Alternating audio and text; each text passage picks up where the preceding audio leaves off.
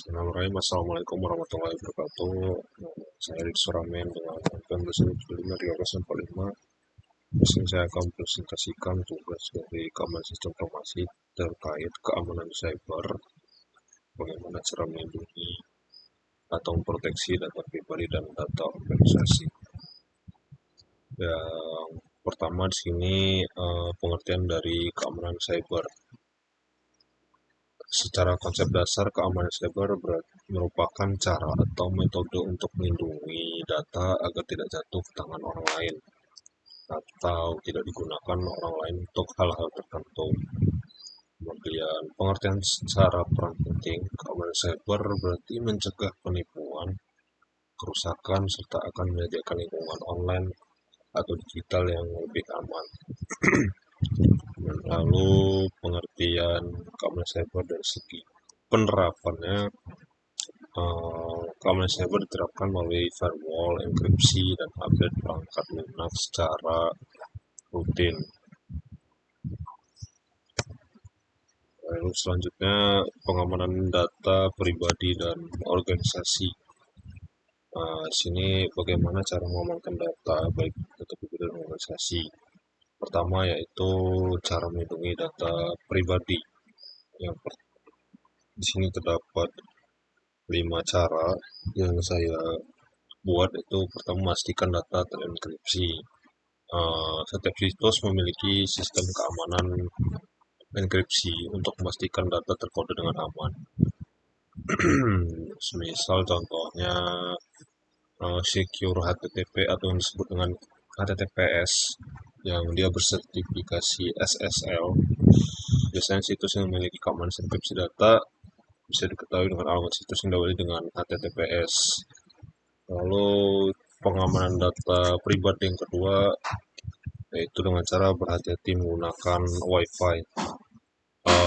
Ketika sedang berada di tempat umum ataupun di tempat-tempat lainnya dan menemukan Wi-Fi yang bisa diakses secara gratis, jaringan Wi-Fi ini biasanya sering disalahgunakan oleh orang yang tidak bertanggung jawab untuk mencuri data-data pribadi kita.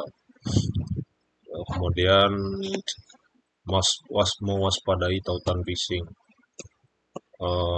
Sekarang sangat banyak link-link yang mengatasnamakan instansi atau organisasi, entah itu link yang mengarahkan kita ke halaman login palsu ataupun jebakan lain untuk mencuri data pribadi kita.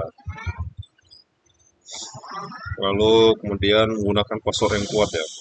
Menggunakan password yang kuat adalah hal yang paling penting dalam menjaga keamanan data, karena kata sandi yang sulit akan susah untuk ditebak oleh hacker. Lalu menghindari penggunaan kata sandi atau password menggunakan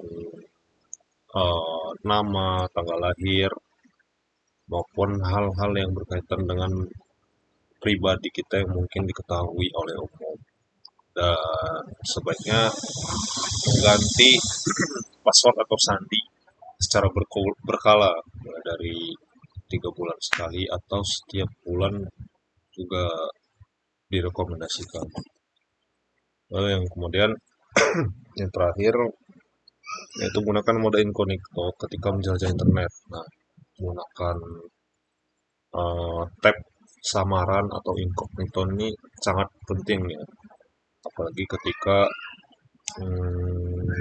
kita berada di tempat umum atau memakai perangkat-perangkat di tempat umum, karena incognito ini akan memastikan rekaman data kita tuh tidak akan tersimpan.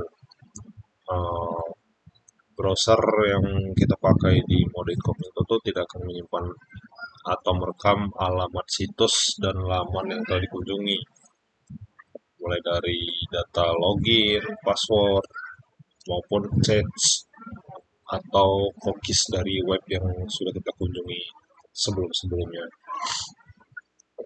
Lalu selanjutnya, bagaimana pengamanan data organisasi? Di sini cara mengamankan data organisasi itu yang pertama, membangun infrastruktur IT yang kokoh. Langkah awal yang dilakukan adalah mengamankan infrastruktur di perusahaan atau organisasi dengan infrastruktur IT yang kokoh. Di sini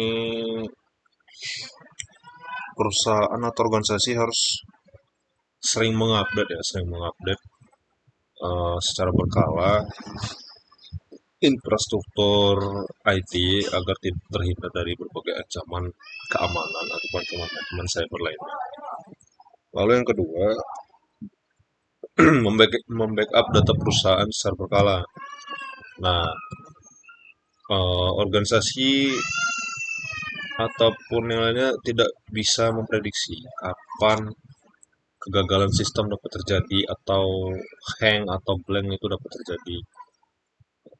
Berarti akan ada baiknya kalau organisasi membackup data perusahaan atau organisasinya secara berkala. Lalu kemudian menggunakan software antivirus untuk mendeteksi ancaman.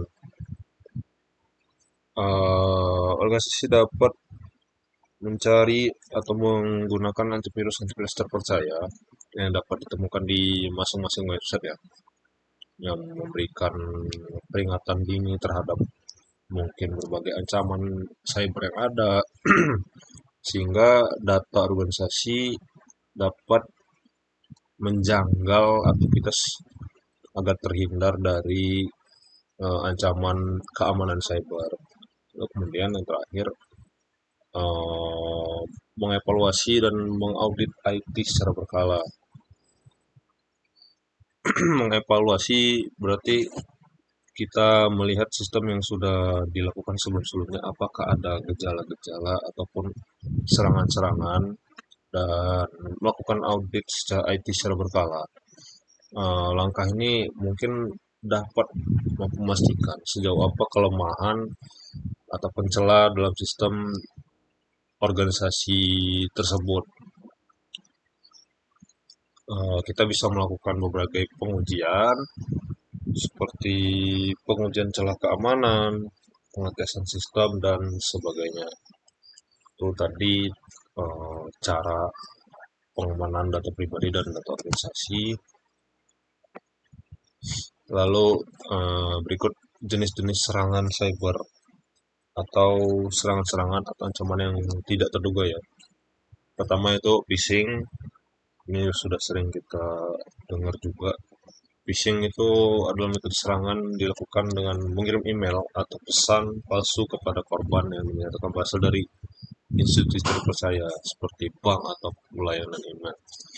Sekarang biasanya lagi maraknya phishing dana. Lalu kemudian malware. Malware adalah program jahat yang dirancang untuk merusak sistem atau data, mengeksploitasi atau menjelajahi kelemahan keamanan sistem dan mengekstrak informasi rahasia. Kemudian yang terakhir, insider threat. Insider threat anak buah dapat menjadi ancaman keamanan yang melarikan informasi sensitif tentang organisasi kepada pihak luar. Lalu kasus-kasus serangan cyber, di sini saya memasukkan 2 sampel kasus serangan yang terjadi di Indonesia. Pertama, pada tahun 2020, situs web DPR RI down dan berganti nama. Di sini awalnya pengunjung tidak bisa mengakses halaman dpr.go.id, dan setelah diselidiki, lonjakan ini ditemukan sebagai hasil dari serangan DDoS, sehingga situs dpr.go.id mendapat tsunami request yang membuat server semakin berat, memuat hingga akhirnya menyebabkan crash. Namun ternyata kesalahan ini adalah entry yang sengaja dibuat oleh Pertas, yang sengaja membuat agar terjadinya tsunami request untuk membuat server dari dpr.go.id-nya down. Dan Pertas merubah tampilan dari website DPR tersebut. Yang mana ketika pengunjung masuk situs, mereka akan membaca kata-kata dari gambar yang terdapat kata Dewan Peminat Rakyat Republik Indonesia. Lalu kasus serangan cyber yang kedua yang pernah terjadi di Indonesia pada tahun 2017, situs web Telkomsel menampilkan kata-kata kasar. Masyarakat Indonesia yang mengunjungi website Telkomsel protes pada tahun itu karena website menanggapi dengan kata-kata kasar dari provider Telkomsel yang waktu itu sudah sangat ternama. Di sini ketika ditelusuri ternyata ada orang yang menentang tingginya pajak Telkomsel. Bukan dia meretas situs resmi Telkomsel. Di sini menurut pakar keamanan cyber yang menyatakan bahwa ada lubang keamanan di sistem simpanan atau peretas mengetahui nama pengguna dan kata sandi web hosting brute force. Akhirnya peretas berhasil dengan mudah mengubah tampilan dan nuansa situs web Telkomsel. Nah, itu tadi contoh kasus serangan cyber yang terjadi pada tahun 2020 di dpr.go.id dan pada tahun 2017 terjadi di website Telkomsel. Lalu di sini bagaimana mencegah serangan cyber? Di sini terdapat tiga cara yang saya masukkan ke materi saya, itu peningkatan kewaspadaan. Peningkatan kewaspadaan menurut saya sangat penting karena akan meningkatkan kesadaran dan kecakapan pribadi maupun organisasi dalam mengenai serangan cyber dan tindakan apa yang harus dilakukan dengan tepat. Lalu firewall yang kuat, menggunakan firewall dengan konfigurasi yang tepat untuk memblokir akses tidak sah ke sistem dan data itu akan sangat mengamankan data, baik itu data pribadi maupun data organisasi. Kemudian mengenkripsi data. Enkripsi data memastikan data dikirim dan disimpan dalam bentuk terenkripsi sehingga akan susah dibaca oleh penerima yang mungkin bukan target penerima dari kita. Dan kemudian kesimpulan dari materi saya, keamanan cyber sangat penting baik untuk melindungi data pribadi maupun data organisasi sehingga data bisa aman dari serang-serangan yang sangat akan berdampak pada pribadi maupun organisasi. Jadi ketika kita sudah memahami dampak, kemudian cara dari keamanan cyber ini bekerja, akan sangat penting untuk kita mengamankan data-data kita, baik data pribadi maupun data organisasi. Sekian presentasi dari saya, lebih kurang saya mohon maaf. Semoga bermanfaat. Saya Iri, wabillahi taufiq wal hidayah. Wassalamualaikum warahmatullahi wabarakatuh.